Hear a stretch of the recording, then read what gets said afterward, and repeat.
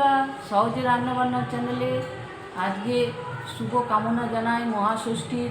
তোমরা ভালো থেকো। আজকে আমি একটা নতুন বা ছোট একটি রেসিপি তোমাদের কাছে নিয়ে এসেছি। ষষ্ঠীর দিনই আমরা এটা খাই, নিরামিষি। তোমরা দেখো কীরমভাবে করি, আমার সাথে এসো। দেখো আমার ওল সেদ্ধ করা আছে, ওল সেদ্ধ করা, আর এটা হচ্ছে তেঁতুলের কাঠ, আর এটা হচ্ছে বেসন। আমি আজকে করব ওলের বড়ার টক। মেখে নিচ্ছি সামান্য একটু নুন দিয়ে আর বেসন দিয়ে ওলটি ভালো করে মেখে নেব।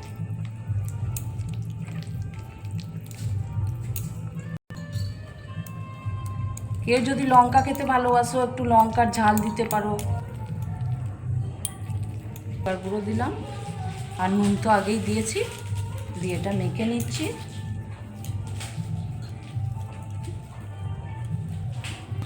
এবার আমি বড়াটা করে নিচ্ছি, দিয়ে টকটা করব, দেখাচ্ছি তোমাদের। এরকম করে কিন্তু বড়া করে তরকারিও করা যায়।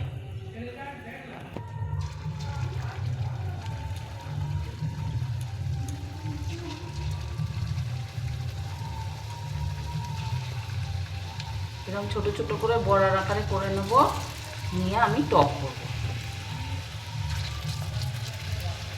খেতে খুব ভালো হয়, খেয়ে দেখবে। আর নিরামিষের দিনে তো খুব ভালো লাগে।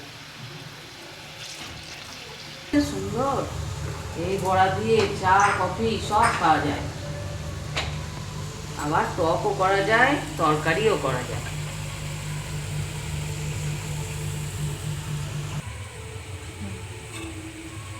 দেখো সব তুলে নিলাম, আমার হয়ে গেল। এবার আমি 5 ফোড়ন দেবো, দিয়ে টকটা করব। 5 ফোড়ন দিলাম, তেঁতুল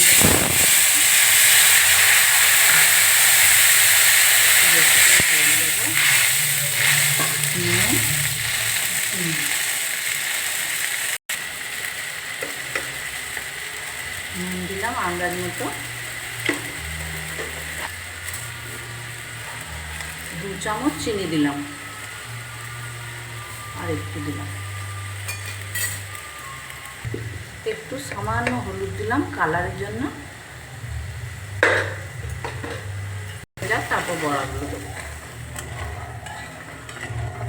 দেখো না, খুব সহজ রেসিপি, কিন্তু খুব সুন্দর খেতে হয়, আর সবাইকে খাওয়াবে, নিজেরা খাবে। নিরামিষের দিনে খুব ভালো একটা রেসিপি।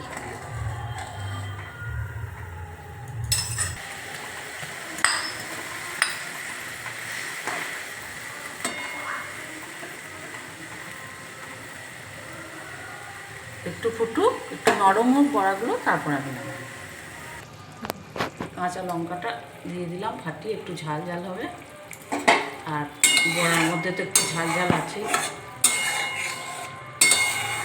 দেখো কত সুন্দর হয়েছে, ভাত দিয়ে খাবে, খুব ভালো লাগবে খেতে।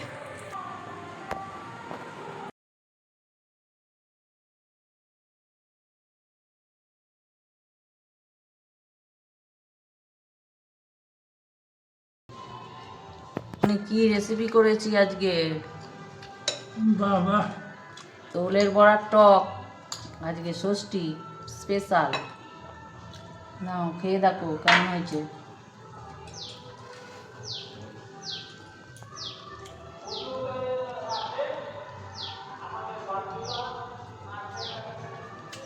খুব সুন্দর হয়েছে।